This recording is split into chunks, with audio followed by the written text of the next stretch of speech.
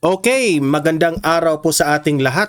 Panoorin po natin itong programa nitong si Senator Marcoleta na pinag-usapan nila itong debate nila ni Justice Carpio, no? Magaganap 'yan. Ewan ko lang kung ano yung date, no? Pero pagdidebatehan ni retired Justice Carpio at ni Senator Marcoleta ang patungkol po sa West Philippine Sea at yung ginawa ni Jay Tariela at itong si Professor Batong Bakal. Okay, yun ang ating pakikinggan. Isang video lang ito na ating ipapakita ngayon sa ating vlog. Pero no, magre-react po tayo sa katotohanan po when it comes sa usaping West Philippine Sea, no? Ipinaliwanag 'yan ni Senator Marcoleta. Okay? Pero guys, bago ang lahat, bago natin ito ipapakita itong video na ito at bago tayo magre-react, help me po muna na i-like at saka i-share itong ating video para guys kakalat ito sa taong bayan. Okay? Marami po ang maka-comment sa ating talakayan. Okay? Naka-like and share na ba lahat? At sa mga bago pa lang dito sa aking channel, if this is your first time na bumisita dito sa ating YouTube channel, ay mag-subscribe na po kayo kasi po libre lang ang mag-subscribe sa YouTube. Walang bayad yan. At kung nakasubscribe ka na ay updated na kayo lagi sa ating mga trending na mga topics. Okay? So ayan, nakasubscribe na ba lahat? Okay. So ayan, i-play natin itong video ni Senator Marcoleta. Ang katotohanan po patungkol po sa West Philippine Sea at itong ginawa ni Jay Tariela sa atin. Ito. Panoorin natin. Ito pong debate ninyo ni retired Justice Antonio Carpio. Ang alok nyo ay magdebate tungkol sa West Philippine Sea. Jay Tariela, yung Professor Batong Bakal. Pero yung dalawa ata ay tumanggi na magdebate dahil hindi naman daw dapat pinagdedebatehan ang tungkol sa teritoryo ng Pilipinas, lalo na yung West Philippine Sea. Pero si retired Justice Antonio Carpio, ang sabi niya, debate ba? Sige, magdebate tayo. Etong dalawa, ang ating pag-usapan, dalawang tema. Sen, ano ang tugon po ninyo dito? Hindi, unang-una, ikinatuwa ko naman yung pagtanggap niya doon sa aking proposal. Actually, debate nga lang ang nagamit ko. Pero sinabi ko, friendly debate. Apo, friendly debate. Ang gusto ko ang sabihin sana, parang free-willing discussion ng isang namumuong suliranin sa ating lipunan. Kasi ang pinagmumulan nito ay sari-saring mga fabricated na pinagsama-sama. Mamaya ipakikita natin para linawin natin ang lahat ng ito. Apo. Sabi ko nga sa ikinatuwa ko ito, ngunit nagkaroon lang ako ng konting reservation doon sa kanyang pagtanggap dahil gusto niyang limitahin yung pinaka-area ng pag-uusapan. Nilinya na niya, sinabi ko raw na there is no such thing as West Philippine Sea. Hindi naman niya kasi binalikan yung mga pangyayari kung bakit nabanggit ko yung ganong klaseng pananalita. Na noon, totoo, sa isa sa mga pagdinig namin sa House of Representatives, may kinalaman doon sa mga vloggers. Apo. Dahil sa kakulangan ng maraming mga impormasyon, lalong-lalo na ako sa South China Sea, na kung tawagin yung ibang panig nga nito yung West Philippine Sea. Nasabi ko nga, sa totoo lang, if we take into account the international community, Yes. there is no such thing as West Philippine Sea. Pinipilit kong ipaliwanag na para tanggapin na magkaroon tayo ng West Philippine Sea, marami tayong mga steps na gagawin. Ido-drawing natin yan, gagawan natin ng chart na mga kasamang coordinates, at yan i-deposit natin sa United Nations at sa mga relevant international organizations. Opo. Dahil kailangan yon upang mabigyan natin ng pagkakataon ng iba't ibang mga bansa, makita nila, kasi ang pangkaraniwang ginagawa, yung iba, aaksipin nila yung ating proposal, yung ating mapa, yung ating submission. Pero yung iba, kukwestiyonin nila, re-rejectin nila. Lalong-lalo na pa nga dito sa panig ng ating karagatan nga, ang daming mga claimants eh. Opo. Nandyan ang Vietnam, nandyan ang Malaysia, nandyan ang China, nandyan ang Taiwan. Ito mga ito eh. Kaya kailangan, sabi ko, kung magdo-drawing tayo, kasangkot ang international community. Kasi gagawa tayo ng ating national law, hindi natin isasaalang-alang ang international law, hindi naman ganun. Kasi party tayo ng international community, muling umiiral na international order, legal order, i-rationalize natin, i-harmonize natin yung ating national law na hindi babangga doon sa namamayaning pandaigdigang mga regulasyon. Yun lang sinabi ko. Pagkatapos, pagdidibatihin namin na sinabi ko na there is no such thing as West Philippine Sea. So, hindi ka, paano yung mapapaliwanag yung gano'n? Pagkatapos sinabi ko raw na ang KIG is not part of the Philippine territory. Kailan ko naman sinabi yun? So, sabi ko para maglinaw ito, pwede ba wag na kayong maglagay ng mga kondisyones? Kasi unang-una hindi ko naman sinabi na Formal debate. Parang hindi ko naman sinabi na ang KIG ay hindi parte ng ating teritoryo. Ang pinag-uusapan lang natin kung paano natin iguguhit, ido-drawing yung saganang hangganan ng ating West Philippine Sea. So habang tinatanong ko ito, kagaya ng dinidiscuss natin, hindi ko malaman kung bakit pinipilit nilang pro-China. Ako, wala naman akong sinasabing ito ay sa China, ito isa atin. Ito, wala eh. Sinasabi ko lang, pag-usapan nga natin, hanggang saan ba yung hangganan? Ano? Meron na ba tayong mapa at meron na ba tayong coordinates? At ito ba'y na-deposit na natin? Kasi kailangan yan. Ito naman ang regulasyon. Ba't pa ayaw ninyo na pag-usapan natin para sa ganun malaman ng tao, ano ba talagang pinagmulan nito? Kaya naisip ko tuloy na para liwanagin natin, akalain mo, ito, gumawa mamaya siguro sa bandang huli para ganap maintindihan ng ating mga kababayan. Ipakikita ko yung aming mga pagdinig.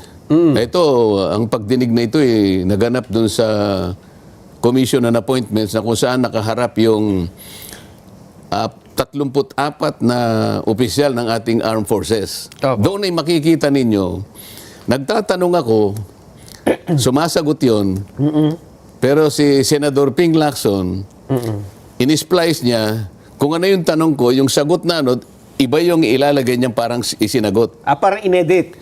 I-edit niya, halimbawa, ang tanong ko, ganito, yung sagot, hindi yan ang kukunin niya, kung hindi yung sinagot niya sa ibang panig ng aking pagtatanong. At saka niya ngayon sasabihin, halimbawa, bibigyan ko na kayo ng parang pinaka-gist. Tinatanong ko yung kapitan na nagre-represent nung 34 na opisyal. Alam mo baka ako kung...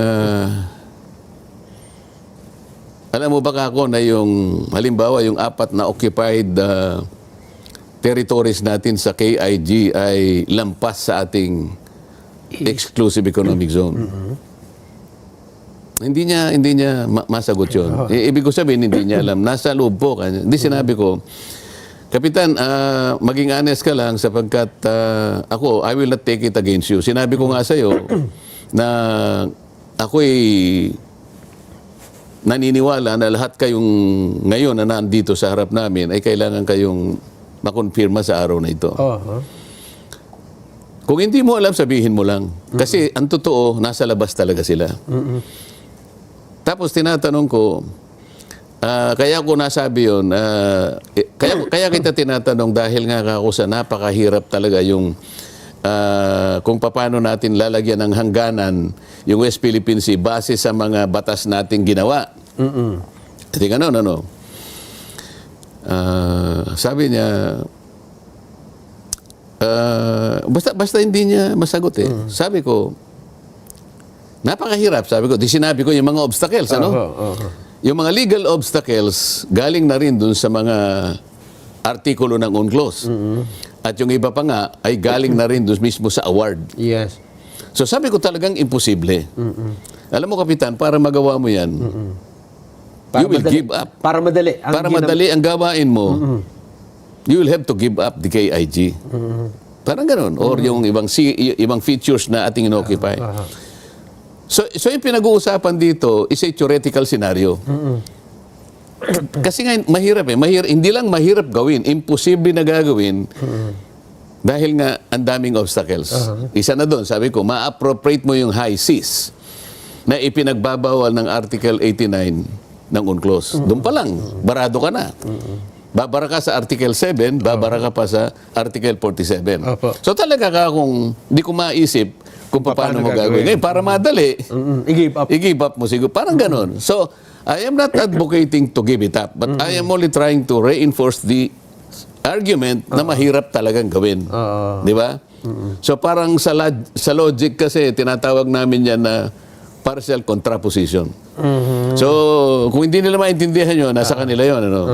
Ngayon, nagtanong uli ako sa kanya, sabi ko, doon sa isa ka akong statement ng DFA, pagka ginagawa mo itong mga bagay nito, halimbawa, yung ginawa ni Tariela, meron kang diplomatic gain eh. O meron kang interest na maaring mag-gain mo eh. So, tinan ko, sa ginawa ni Tariela, what do you think is the economic or diplomatic gain na napunta sa ating bansa? Doon niya sinagot na, kasi hindi niya masagot yun. Sir, sabi niya, we will fight for what is legally ours. Doon niya, okay. So, itong salitaan na to, in-splice ni Senator Ping, makikita ko sa inyo mamaya, doon sa sinabi kong, you have to give up. You have to give up the KIG.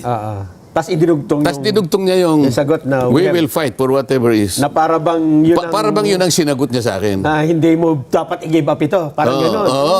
At pagkatapos, so isinama niya yung kanyang sariling conversation doon. I congratulate you for standing up to the questioning of Senator Marcoleta. Tapos ipinakita niya yung mga reels, mga stills, yung nung siya nangangampanya ng 2022, nandun pala siya sa Kalayaan Group na nakaano siya. So anong intention bakit hindi po ang tunay na pangyayari ang ipakita natin sa tao? Bakit parang merong panlilin lang? Hindi parang panlilin lang talaga yun. Totoo po yun, inedit eh. Parang may tinatago sila eh. Inedit niya para makapanlin lang siya. Para masiraan niya ako na talagang sinabi kong i-give up mo yan at sinagot ako ng kapitan, we will fight for what is ours. Tapos kinongratulate niya yung kapitan na matapang siyang sumagot. Para ba lumalabas siya ang bida? Pagkatapos nagbida-bida siya ngayon, makikita mo doon sa mga reels na yon, nakalagay Ping eh. Siya yung gumawa. Sa Facebook yata niya in-upload pa yun. Pero nakalimutan niya, Nelson. Alam mo, sa Philippine Military Academy, PMA nga po si Senador. alam naman natin yun. Hindi naman niya ikakaila yun. Alam ko, sa Philippine Military Academy, Nelson, ang isang kadete ay ginagabayan ng dalawang pamantayan na inilagay bilang isang tanong eh. Dalawang tanong yun actually. Sabi niya sa'yo, tanong niya sa'yo, do I intend to deceive? Pangalawa, may intensyon ba akong... meron ba akong intensyon na mandila? Mandaya. Mandaya. Yung pangalawa, do I intend to gain undue advantage? So, intensyon ko ba na may pakinabang. makapanggulang ako at magkaroon ng pakinabang. Magulangan kita na may pakinabang. Tapos sabi, ito yung pamantayan. If you can answer no to both, okay. Sa dalawa, natanong. then you are doing the honorable thing. Ayun. So, ibig sabihin, kailangan wala kang intensyong mandil lang. At pangalawa, kailangan wala ka ring intensyon na kaya mo gagawin yun ay para makapanlamang ka sa kapwa mo. Manlalamang ka nga, magkakaroon ka pa ng advantage. Meron ka pang sukli. Ayang ibig sabihin. So, kung ang tanong, kung nasagot mo ng no ito, honorable ka. Pag, O paano niyan sasagutin ng no ito? halimbawa, yung in-splice, ito yung tanong, yung sagot ay, Oo. actually, hindi nga tanong yun eh. Oo. Hindi nga tanong yung sa Oo. Ito yung statement, Tinatanong ko nga siya ngayon. tapos idinugtong dun sa Oh, kabila. tatanungin natin siya ngayon. Do you intend to deceive? Sasabihin niya, no? Ay, nanlinlang ka na eh. Pinagsama mo eh. Ikaw ang gumawa eh. Sana man lang kung ibang tao, hindi niya alam, na ipagkamali niya, ginawa pala niya ito. Tsaka siya na, okay lang. Pero sa kanya nagmula eh. At saka, Sen, nandun siya nung nangyari yan eh. Ibig sabihin, alam niyang hindi yun Nandun siya. hindi yun ang message. Hindi yun ang message. Alam niya na theoretical scenario ang sinasabi ko. It's partial contraposition. Para ba sinabi ko nga eh, Nelson, ikaw naman, sinabi ko nga sa iyo na huwag mong kakainin yan. Naku, malalasong ka dyan. Pero kung gusto mong magpakamatay, Kainin mo. kainin mo. So, hindi mo naman Sinasabi, ina-advocate ba kung bang kainin mo yan para mamatay ka? Hindi. Sinasabi niyo lang sa akin kung gaano kasama yun. Sinasabi ko lang, para warningan kita ng doble-doble na huwag mong gagawin Nakapagka yan. ginawa ko, ganun mangyayari talaga. Oo. O hindi ba niya naintindihan yun? O, do I intend to gain undue advantage? Siguro. Sapagkat nakikita mo siguro na kapag nasiraan mo ko, baka sumikat ka. At saka nilagay niya yung statement niya sa bandang huli. Mamaya, ipakikita natin Hindi yun. ba ngayon na? Para... Hindi, mamaya kasi may di-discuss lang ako. Okay. Mamaya. Mamaya pa. O, kasi ang sabi ko kay Direk, unahin muna natin yung unang-una. Baka malito siya eh. Okay, sige po. Kasi sinasabi ko nga, nasaan ba ang hangganan ng West Philippine Sea? Sa bagay, Sen, bago mo sabihin yan, ito ngayon ang viral na pinag-uusapan, yung mapa ng West Philippine Sea, dahil si retired Justice Antonio Carpio, sa isang statement, sinabi niya, there's no need to announce coordinate of outer limits of EEC. Na sinagot naman nung maraming mga eksperto, ang sabi niya, mali ka dyan. Dahil dapat alam mo ang boundary, yung limit, kung hindi, lalagpas ka nga dun sa mga neighbor natin na meron ding teritoryo. So magkakagulo kung susundin natin itong gusto mangyari ni Justice Carpio. Tama. Kaya nga, pinipilit kong linawin yon. Opo. Ayaw kong mailigaw, ayaw kong mapaglalalangan o madaya ang ating mga kababayan. Hindi ba maganda kung linawin natin kung hanggang saan ang hangganan? Kasi marami nagsasabi, atin ito, West Philippine Sea. Hindi mo ba nakita? May mga digital billboard dyan sa EDSA? Marami, O, isa sa amin, sa Senado, ang naglagay. Sabi niya, West Philippine Sea, atin ito. Napakamahal ng mga digital advertisements na yun, Nelson. Kaya, sa pagtatanong ko na yun, bakit mo ako babansagan na traidor? Meron ba ako sinasabing ka-traidor-traidor doon? Hindi naman sinabing sa China ang West Philippines. Wala naman ako sinasabi. Sinasabi ko lang, linawin natin. Oo. Kasi, tingnan mo Nelson, kung tayo-tayo lang, alam ba nandito tayo sa studio, atin ito. Ay, alam naman natin lahat ito. Kasi may mga... Sino bang kukontra dito? Wala kukontra. Okay. Ngunit kapag ang pinag-uusapan, ito karagatan, dagat. na disputed pa ng napakaraming bansa, paano tayo haharap sa International Tribunal pagdating ng araw? Amin ito. Yun ang sasabihin na natin eh. Kasangkot na sila eh. Hindi, amin ito. Patunayan nyo, sabi nila. At saka, Sen, ito mahirap talaga. Dito sabi mo, sa studio, atin ito, kita mo kasi, yung boundary. Tayo, alam natin. Oo. Tayo kasi domestic. Tayo. Ngayon, pagdating sa labas, Pagdating sa dagat, lalo na. sa dagat, Pag sinabi mo- kaharap na natin ang maraming mga nangaagin. Hindi lang naman tayo ang claimants eh. Marami tayong claimants. Vietnam, China, Malaysia, Taiwan. Di ba? Okay. Kaya ako tinatanong hanggang saan. Ngayon, para tayo ay magkaroon na ng ganap na pagkaunawa, Ayan na. kinuha ko na mismo yung volume 2. Ito yung annex ng ating Philippine Memorial. Ito yung petisyon na isinabmit natin sa tribunal noong 2022. May kinalaman nung makuha sa atin yung Baho de Masinloc. Ang volume 2 ay tinawag na Atlas of Relevant Features.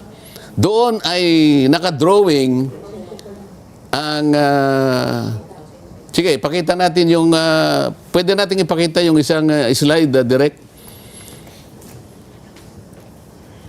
Ayan, yan po yung ating, yan po yung volume 2 ng memorial. Makikita po ninyo dyan na yan ay kaso ng gobyernong Pilipino at ang China, yung arbitration. Okay. Oh. So tayo ang nag-submit nito. Oo, sa bandang kanan yan, makikita mo pa yung may bandang kanan yan direct. Makikita natin yung contents. Ayan ang contents niya. Aha.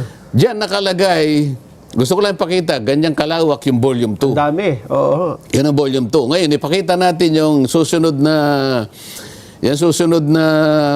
Larawan. Ayan. larawan, Oo. picture. Ayan. So West Philippine Sea. Yang puti, tingnan ninyong mabuti. Yang puti, nilagyan nila ng markang West Philippine Sea. Okay. Makikita ninyo sa bandang asul, yan po yung tinatawag na high seas. Ang high seas ay bahagi ng karagatan na wala pong may-ari. Ito rin yung international water kung tawagin. Oh, yan ang international waters na kung tawagin ay high High seas. seas, Makikita nyo, merong pula na tinuturo yung Tito Island. Tito Island. Ang Tito Island is Pag-asa sa Pag-asa atin. Island, okay. Occupied natin yan. Opo. Sa ngayon, sa distansyang sinukat mismo ng ating pamahalaan, ng ating gobyerno, 227 nautical miles away from the baseline, sa ating archipelagic baseline. Itong Tito, itong Oo, Pag-asa. kaya nga lagpas sa ating 200 nautical miles EEZ. Oo. So nasa labas po siya. Nasa labas, pati Okay. yung parola na kung tawagin ay Northeast K, 240 naman yon. Aha. Nautical miles away from the baseline. Aha. Yung kota, kung tawagin ay Lawita, 207 naman. Yung Panata, ito yung Lankiam K, 203. So makikita mo, Lagpas lahat. lagpas lahat, pero gusto kong malaman nyo, hindi po akong gumawa niyan. Itong Ang gobyerno ito. ang gumawa. Sila po ang sumukat dyan. Yan po yung distansya. Ang gusto ko lang mapansin po ninyo, bakit, nawala yung mapa. Bakit po hindi nila sinama yung mga features na occupied natin? Yung KIG. Yung KIG. Kasi po may mga features dyan na tayo po yung nag-occupy. Aha. Okay? Tayo nag-occupy. Malinaw na malinaw po na hindi nila sinali. Okay. Bakit ako po ba ang gumawa niyan? Hindi po. Oo. Ang ating gobyerno ang nag-submit yan sa tribunal. Nung i-submit niyan, kasama po si Justice Carpio, katulong si Attorney Batong Bakal. Silang dalawang may pakanan nito? Sila, alam nila yan. Kasama sila? Kasama sila sa team eh. Bakit hindi nila alam? Ngayon, bakit po ako ang sinisisi nila Oo. na traidor, samantalang sa mapa na yan, sila mismo ang hindi nagsama sa Kalayaan Island Group? Ayan po, malinaw yun. Kasi kung akong gagawa ng mapa, isasama ko po yun. Hindi. Sabi nyo nga, labas nga sa EEC. Paano mo isasama? Ay, may ako nang gagawa ko. Kaya nga ilalaban ko nga eh. Idinodrawing ko nga yung Dahil inilalaban mo nga yung Kaya nga sasabihin ko siguro, kung magkakatapos-tapos kami, itong isang puti na to kako, Opo. West Philippine Sea 1. Okay. Yun namang isang, Nasa loob. yun namang medyo kako ganito, lalagyan ko ng West Philippine Sea 2. Ayun. Para sa ganun masakop ko. Kakatulungin ko yung number. Tulungan mo ako dito, ilaban natin. Sino po ang unang nag-alis sa Kalayaan Island Group sa mapa ng West Philippine Sea? Sila po. Tapos Pagkat- ipipilit nila dapat kasama. Sino po ang traidor? Oo nga, ano. Yan po igawa nila eh. Kaya po mga kababayan na kayo pong nakikinig, lalo na po yung kababayan natin sa Kalayaan Island Group, huwag po kayong maniniwala sa kanilang mga ibinebenta sa inyo na ako po ang nagsasabi. Sila po ang una. Yan po. Yan po ay makikita ninyo sa volume 2 na kung tawagin nga ay Atlas of Relevant Features. O yan, malinaw. O, paano mo sasabihin ngayon si Marcoleta, kanya traidor, inaalis niya, igiba pang Doon nila ako pinipilit Oo. Samantalang sila po ang una. Ayan po, napakalinaw niya. Sila po ang naglagay, West Philippine Sea. Kitang-kita niyo po. Pero hindi nila sinaklaw yung mga features na ngayon po ay pag-aari natin talaga sapagkat okupado po natin yung mga yan. O ipakita niyo yung susunod na mapa na gusto kong gawin sana. Na yun sana ang maging West Philippine Sea. Kaya yan ang gagawin ko. Sinaklaw ko ngayon. Kaya yung blue. Aha. Sa west, ayan ang mapa ng Pilipinas, yung kulay, Yung sa yung puti. kulay yellow. Tapos yung puti, Yung puti, yan ang internal sea. Internal sea. Yung Yung blue, nasa kaliwa niya, western side, Oo. yan ngayon ang West Philippine Sea, pero sinama ko. mapapalaki ba natin dito? Ipalakihin mo nga yan. I-zoom mo ng kaunti. So ito ang... Dapat So, ganyan dapat ganito yung isinabit dapat nila? ganyan ang ginawa nila.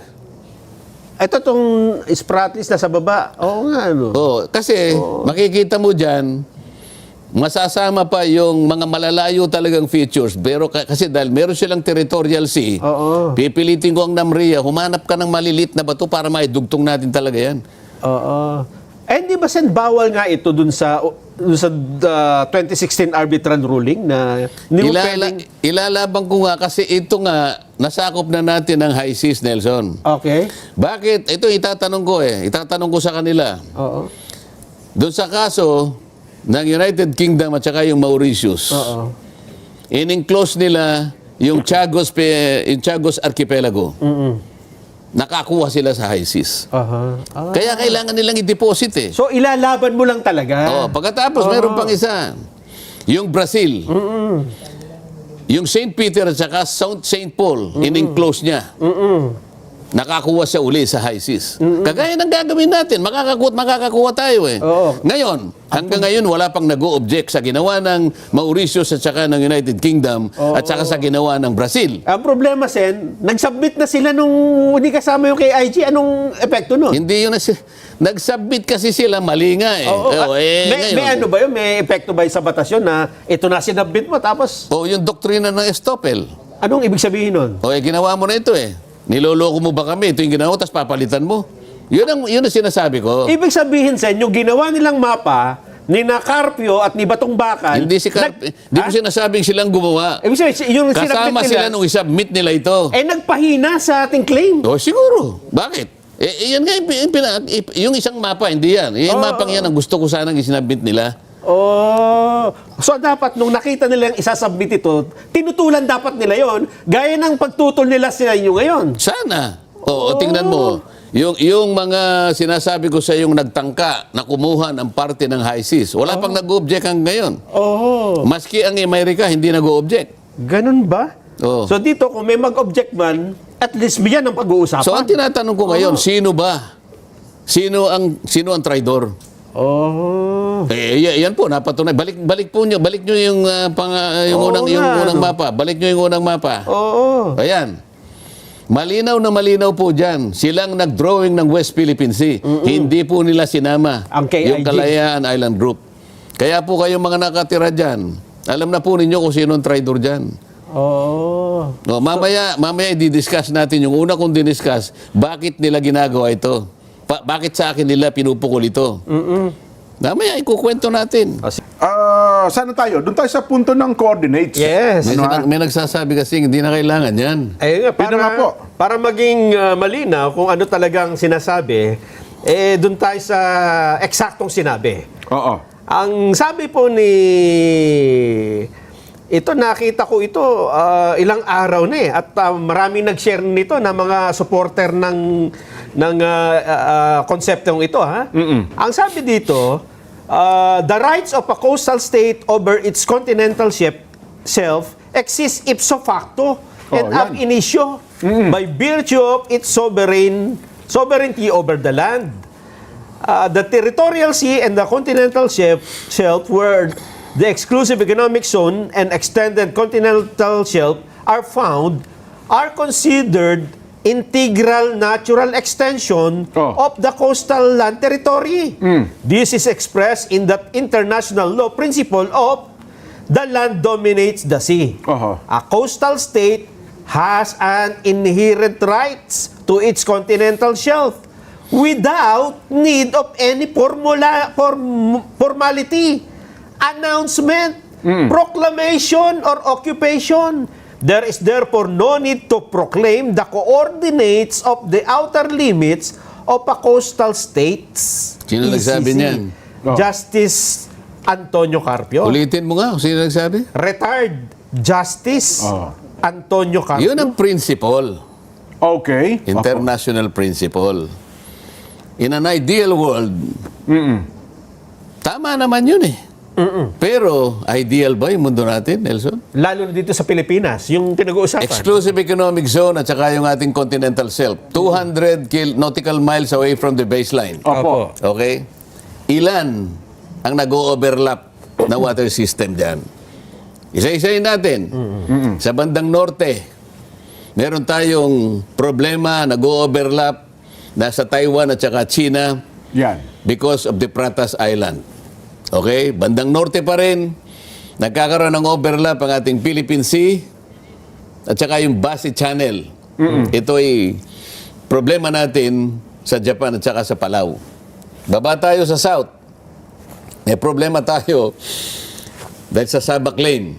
Yan. So nag-overlap ang ating Aha. EEZ. Yung Sabah, Malaysia. Oo. Meron pa sa Indonesia. May konting dispute. Nagkukulay ang ating Celebes Sea at saka yung Sulu Sea. Ideal ba yun? Kaya nga ang sinabi ng UNCLOS, kung pakikinggan mo, sino na yun? Retired Justice. Si retired Justice, okay? Oh. E di huwag na natin pakinggan yung Article 75 at saka Article 84 ng UNCLOS. Ano bang sabi ng article? Na kailangan magsumite. Oo. Kasi alam mo, ang UNCLOS pinagmumula ng ating karapatan. Ngunit meron ding partiyan ng obligasyon ng bawat estado. Para maklaim mo yung karapatan na yun. Kaya kailangan, meron tayong coordinates talaga. Nag-aaway-aaway nga eh. Baka naman walang letra por letra nakasulat na kailangan ng coordinates. So, di basahin niya. Alam nga naman upang magbasa sa kanya. Kailangan, basahin niya. Ito, binabanggit ko na nga sa kanya. Article 75 at saka Article 84, inuobliga po tayo ng UNCLOS. Na magsumite. Oo. Hindi lamang yun. Alam mo kung sino pang nag-uubliga sa atin? Sino? Yung Secretary General ng United Nations. Aha. Sapagkat tayo ay miyembro ng UN. Opo. Alam mo,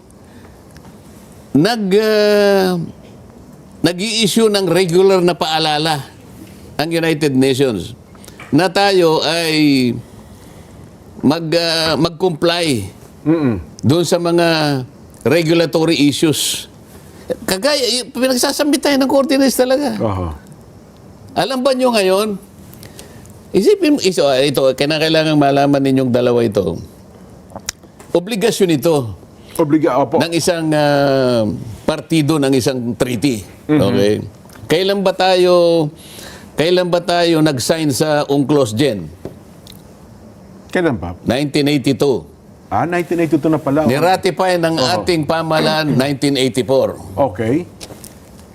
Naging enforceable sa atin Opo. 1997 o 1994. 1994. Okay. Sa makatwid, 1994, 2026, ilang taon nang nakararaan? Oh. Nelson, Mga... mathematician, 32. 32. Tama. 32 years ago. Oh. Sabi ng Article 75, 84, mag-submit kayo ng chart sa mga coordinates. Hanggang ngayon, hindi pa tayo nagsasubmit.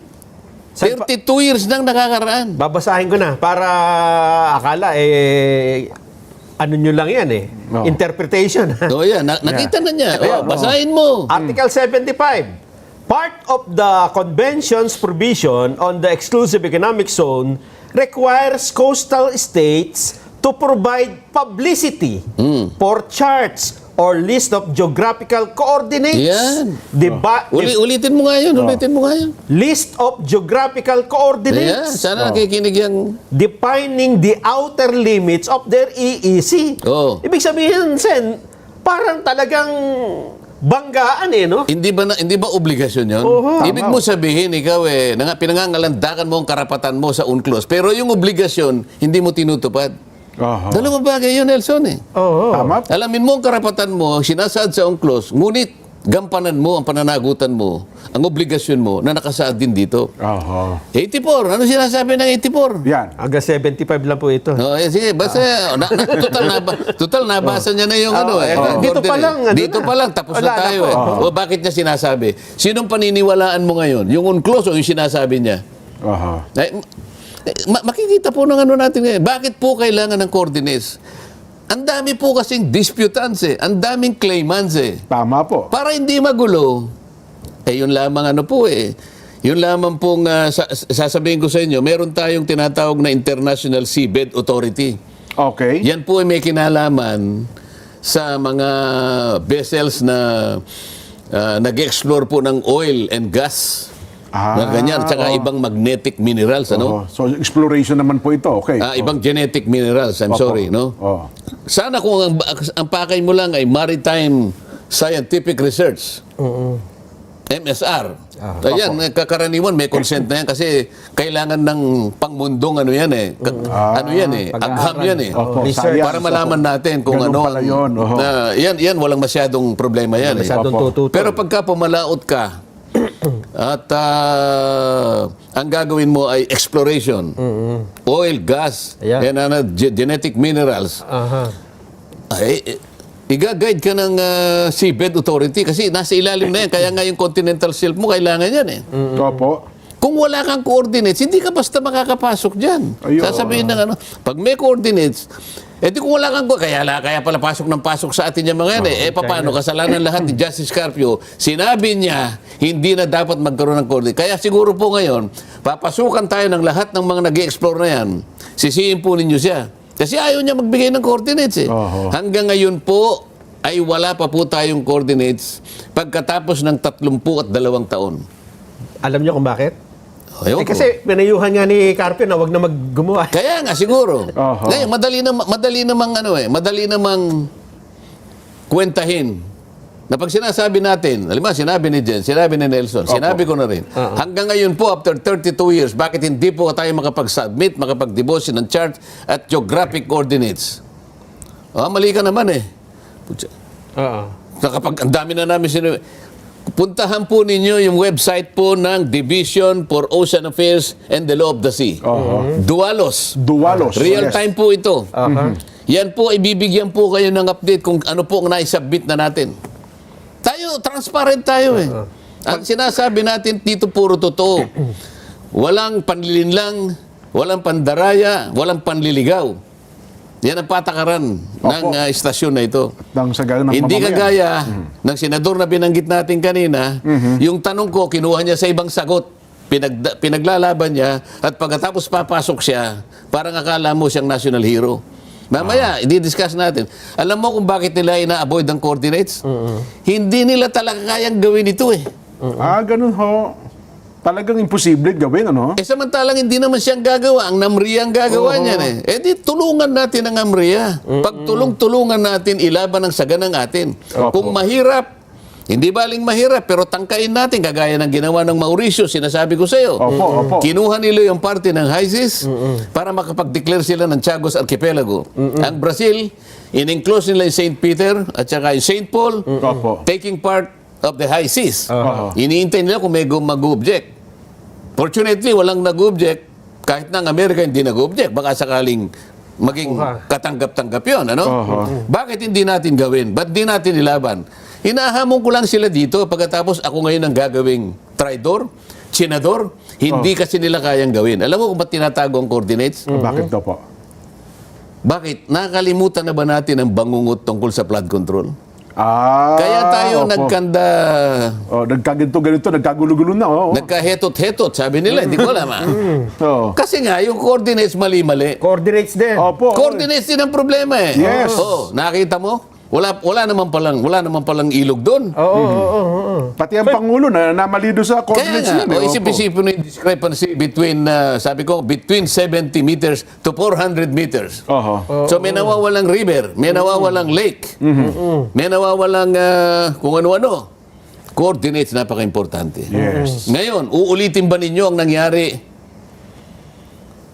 na bangungot kamakailan lamang? At ngayon sasabihin nyo na naman, hindi importante ang coordinates? Ito, bansa na lang natin. Ngayon, pinag-uusapan lang natin flood control. Puro tubig ang pinag-uusapan dito. Ngayon, isasangkot nyo na naman ng West Philippine Sea. Gusto nyo mag-drawing, hindi nyo alam kung saan kayo magsisimula at saan kayo hahangga. Tapos sasabihin nyo, ako may pakanan nito. Kayo po eh. Kayo po nagsimula ng mapa, inalis po ninyo ang KIG, tapos maghahanap po kayo ng kontrabida sa akin. Hindi po ako papayag dyan. Yung kagagawan pala nila, ibinenta. Sa akin nila Sa inyo ibinibintang. binibintang, ano? Sa akin ibinibintang. Mapasama nila ako, magiging bida sila, pero dinaya nila ang taong bayan. Oo nga. Dinaya nila. Ito'y deliberate na pandadaya. Sana ito'y maintindihan ng mahigit na nakararami nating kababayan. Sana, no? Kasi talaga ngayon sa social media, Palagay ko, ngayon, sobrang lagana pa, fake news eh. Sabi ko nga, kung nakikinig yung vice mayor ng Kalayaan. Ng Kalayaan, opo. Oh. Kasi na-interview siya sa Sa isang palatuntunan po. Oo. sa GMA, Opo. whatever, sa isang Opo. palatuntunan. Oho. Eh, Pati yung mayor. Oo. Nakiusap naman ako na pagbigyan nyo rin ako. Kinausap naman nila ako, nakapagpaliwanag naman ako. Ayun.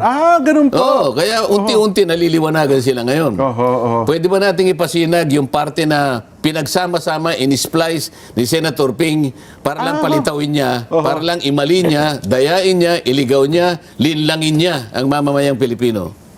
Sige po. Direct. Sige po. Ang gawin natin po para madali, i-give up natin yung KIG. ang nag-govern pa rin yung international law. So atin yung Kalayaan Island Group. Meron po tayong mga isla na occupied natin ngayon. Ito yung Kalayaan Island Group. Ngunit, they are way beyond our EEZ. Wala doon sa limit ng ating exclusive economic zone. Being a member of the armed forces, Ito yung video na in-splice ni Ping Lacson. our seas, our rights, and our future, and we just stick to what is legally ours, what is stated in our law, sir. I'd like to congratulate you for responding very well and to the questions of the Honorable Marcoleta. Nakita nyo? Nakita ninyo? Oo. Samantalang nung tinatanong ko siya, alam mo ba, Kapitan, na yung mga ibang features na ino-occupy natin ay labas sa ating exclusive economy. Hindi siya sumagot. Opo. Hindi niya kaya nga sabi ko, huwag kang mahihiya, be honest, Kapitan. Wala sila kako sa loob ng ng ating exclusive economic zone. Pero Opo. sinabi ko nga, I will not take it against you. Opo. Ngayon, ang tinanong ko uli, yung nga sinasabi ko, anong political gain, anong economic interest ang ating makukuha kung papayagan natin si Commodore Tariela na hiyain sa magitan ng mga caricatures ang mga heads of state Opo. ng ibang bansa. Sinabi niya, we will fight for... Opo, doon niya yun pinasok yun. yun ang naging So sagot pinagsama-sama po niya, para sa ganon, akala mo, pinagigibab ko, sumagot, ilalaban po namin yan, Aha. kinongratulate naman niya, nakita niyo kung paano niyo pinagsama-sama? Oho.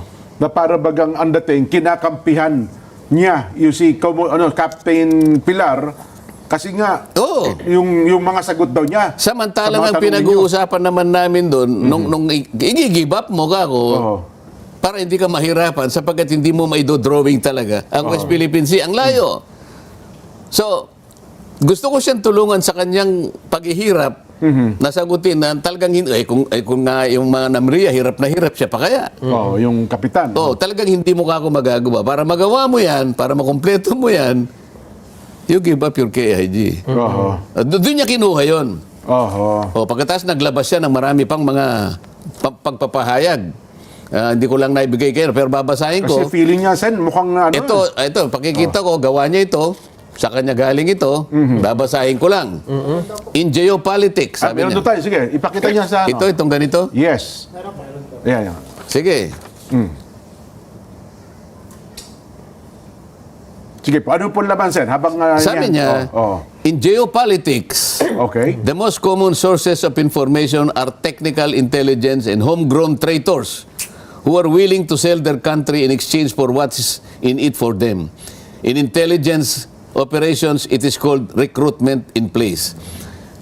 Unang-una, bakit dinefine niya yung geopolitics ng ganito? In geopolitics, sabi niya, opo. Geopolitics daw ito na ang most common sources of information are technical intelligence and homegrown traitors who are willing to sell their country in exchange for what is in it for them. Paano napunta doon sa pag-uusap na meron pala siyang pinaghihinalaang mga homegrown traitors na gusto lang ibenta yung sarili nila? Meron naman siyang tinutukoy dito eh. Gusto ibenta ang bansa. Samantalang ako, tinatanong ko lang paano natin iguguhit ang West Philippine Sea. Ngayon, isinangkot niya yung geopolitics. Opo. Ano ba definition ng Ibig sabihin talaga ng geopolitics? geopolitics. Bakit? Yun ang kanyang Yun ang kanyang premise. Hindi ko alam. Oh. Dapat hindi geopolitics ito. Papalitan natin. In dirty politics. Ayun. In dirty, maruming politika. Oo. Siya nagpasimula nito eh. Hindi geopolitics ito eh. Dirty politics ito. Kasi ang geopolitics is a study of how geographical factors such as location, natural resources, climate, and topography influence international politics, foreign policy, and power relationship between nations. Yun ang geopolitics. Ang layo naman. I-define niya sa pagkuha ng mga impormasyon, nag-i-involve ng mga traitors, homegrown traitors, ewan ko kung sino na naman ang kanyang tinutukoy. Pinatutungkulan na naman siya. Oh. Mahilig siya sa ganito eh. Mahilig siya sa paggawa ng ganito. So, dinipay niya yung geopolitics sa kanyang sariling imahinasyon. Nakialam na naman siya sa debate namin na sana matuloy na. Opo. Gumawa na naman siya ito. Nandiyan ba sa ating screen yan? Oh. Ang dami niyang pinakikialaman na hindi naman siya kasangkot. Ayan. Alam mo sinasabi niya rito? Lacson, debate on Calayan Islands may affect Pag-asa Islands residents. Ano na naman? Maapektuhan daw yung mga residente ng Pag-asa. Talagang ginugulo niya, tinatakot niya. The debate proposed by Senator Rodante Marcoleta on whether the Kalayaan Island Group belongs to the Philippines, wala naman ako sinasabi tungkol dito kung kasama. Sila nga ang naglagay sa mapa, hiniwalay nila may not only be agonizing and pointless, but could potentially affect the basic right of abode of the Filipinos already living there. Lacson thus appealed to retired Supreme Court Justice Antonio Carpio, University of the Philippines Professor, Attorney Batong Bakal, to spare Filipinos from such debate. Parang nagmamalasakit siya na. May bahid ng pagmamalasakit, ha? Ang daming pagsasawsaw na hindi ko maintindihan. Anong balak mo ba rito? Kaya nga tanong ko sa inyo kanina, Okay. yung dalawang tanong sa isang kadete sa paggabay at sa pamagitan ng dalawang pagtatanong. Do I intend to deceive? Do I intend to gain undue advantage? Dapat palang isasagot mo rito ay hindi. Okay. Opo. Para ikaw ay ituring na honorable. Masasagot niya ba ng no itong ginagawa niyang ito? PMA ito Philippine Military Academy. Dalawang tanong ang gagabay sa isang kadete. Opo.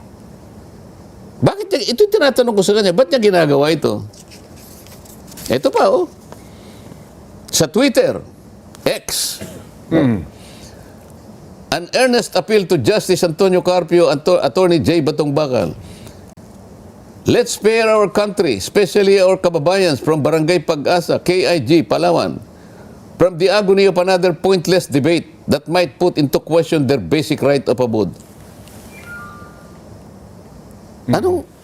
Paano ayaw ba niya na malaman nila na puro mali ang kanilang pinagsasabi? Ito yung kaniyang gustong pagtakpan Ang dami niyang gustong pagtakpan. Baka magkakahalataan Bakit hindi bigyan niya ng malaking pagpapahalaga kung paano niya gagawan ng ending yung Blue Ribbon Committee na hanggang ngayon yung kanyang draft hindi maliwanag, paiba-iba. Hindi malaman kung saan tutungo.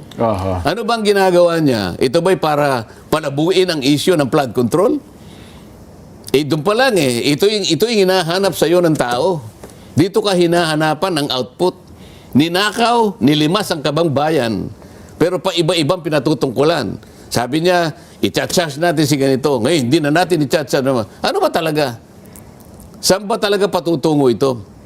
So, imbes na ito ang bigyan niya ng focus, ng atensyon. pinaka-focus ng atensyon sapagkat ito ang kailangan ayusin mo, naghihintay ang milyon-milyong kababayan mo. Dahil ikaw ang chairman yan. Pagkatapos pupunta ka na naman dito, pati yung pagliliwanag sana, para ngayon ay mapag-usapan ang lahat ng issue, may kinalaman sa masalimut na issue na yan, sasabihin mo na naman, wag na kayo makipagdebate. Ano bang pakialam mo dito? Di ba? Lahat gusto niyang pakialaman. Siguro, baka sabihin niya, bilang senador ng bayan, siyempre, baka may pakialam din po siya, Sen, di ba? pakialaman mo yung talagang makabubuti sa bansa natin. Ayun, Bakit pagka pagliliwanag, nakikialam ka? Pero yung paglalabo, pinipilit mo. Itong pinag-uusapan natin, yung flood control eh. Ito yung liwanagin mo. Huwag mo palalabuin. Oh. Hindi pa tapos dito sapagkat kung sakali makakuha kayo ng pipirma, kung sakali lang magtagumpay kayo, makakuha kayo ng pirma na labing isa. So it becomes the majority report. Okay. Okay? Majority report. O edi, i-adapt natin. Okay? O paano ngayon? Pagtayo mo ngayon, i-depensa mo sa plenary yan. Yun ang Diba? proseso. Yun pala. Oh. Ito yung dapat. Halatang halata talaga na nililihis ni Lacson, no? Itong usapin sa West Philippine Sea. At very clear po ang paliwanag nitong si Senator Marcoleta, no? At least alam natin, no, na wala po siyang give up kasi yan naman talaga ang propaganda nila ngayon, no? Para magmukhang trahidor itong si Senator Marcoleta. Sa bagay, ginawa siguro nila ito para ilihis ang issue sa flood control. Ayan malinaw na malinaw itong explanation ni Senator Marcoleta. So kayo mga audience ko dito sa Donmar TV, mag-comment po kayo. Ano po ang masasabi nyo sa inexplain ni Senator Marcoleta? At bakit ginawa bakit nanlilihis ng istorya itong si Lacson at pati itong si retired Justice Antonio Carpio? Ilatag ninyo anong masasabi nyo sa kanila sa ating comment section. Babasahin natin yan, okay? Don't forget, i-like, i-share itong video na ito para makarating po sa malawak na audience. At sa mga first time dito sa aking channel, i-subscribe nyo na ang ating YouTube channel, Donmar TV, para lagi kayong updated sa mga trending na balita na kagaya nito. Okay? Libre lang yan mag-subscribe. Okay? So, see you in my next video. Have a great day. Have a great night. God bless po sa ating lahat. Mabuhay ang Pilipinas and God save the Philippines.